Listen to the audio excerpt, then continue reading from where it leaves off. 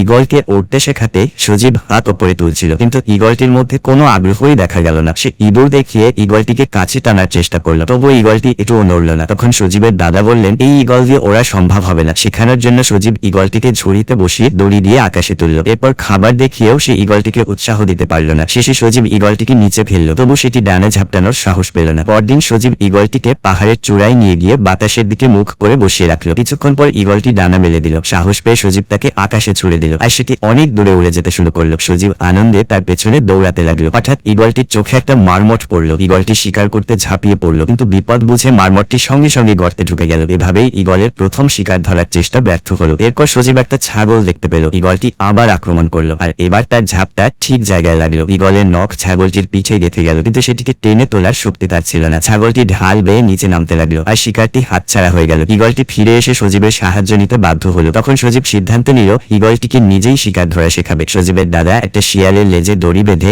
সেটাকে ঘাসে লুকিয়ে রাখলেন। ঈগলটি ছো মারতেই সজীব দড়িটা টেনে ধরলো। এতে ঈগলের গতি ও আক্রমণের জোর বেড়ে গেল। অনেকবার চেষ্টা করার পর ঈগলটি নিজের লক্ষ্য ধরে ফেলল। সজীব স্বস্তিতে হেসে উঠল, কিন্তু তার দাদা বললেন, এবার ঈগলটিকে বুনো পরিবেশে ছেড়ে দেওয়ার সময় হয়েছে। কথাটা শুনে সজীবের মন খারাপ হয়ে গেল। সেদিন সজীব আর তার দাদা পাহাড়ের চূড়ায় পৌঁছালো। সজীব ঈগলটিকে বিদায় জানিয়ে তার পায়ের উপর বালা খুলে নিল, তারপর খোলা আকাশে ছেড়ে দিল। তবে সজীব বিশ্বাস করত ঈগলটি একদিন ঠিকই ফিরে আসবে। কিছুদিন পর শীতকাল নেমে এলো। বরফের মধ্যে ঈগলটি একটা শিয়াল দেখতে পেয়ে ছো মেরে ধরল, কিন্তু হঠাৎ দুজনেই পানিতে পড়ে গেল। নদীর পানি বরফের মতো ঠান্ডা ছিল, আর ঈগলটি ধীরে ধীরে শক্তি হারাতে লাগলো। কোনোভাবে তীরে উঠলেও তার পুরো শরীর বরফে ঢেকে গেল। ঈগলটি আর উঠতে পারছিল না, তাই পাথরের নিচে লুকিয়ে বরফ গলার অপেক্ষা করতে লাগলো। হঠাৎ পাহাড় থেকে ধস নামলো, কিন্তু ভাগ্য ভালো থাকায় ঈগলটি পালাতে পারল। এদিকে সজীব ঈগলটির জন্য ভীষণ দুশ্চিন্তায় পড়ে গেল। সে জঙ্গলে গিয়ে পাথরের ওপর মাংসের টুকরো রেখে এলো, এই আশায় যে ঈগলটি খাবার দেখে ফিরে আসবে, কিন্তু সেখানে আগে থেকেই একটা নেকড়ে লুকিয়েছিল, আর খাবার দেখেই নেকড়েটা আক্রমণ করলো। সজীব ভয় পেয়ে দৌড় দিল, কিন্তু মাটিতে পড়ে গেল। নেকড়েটা ধীরে ধীরে এগিয়ে আসতেই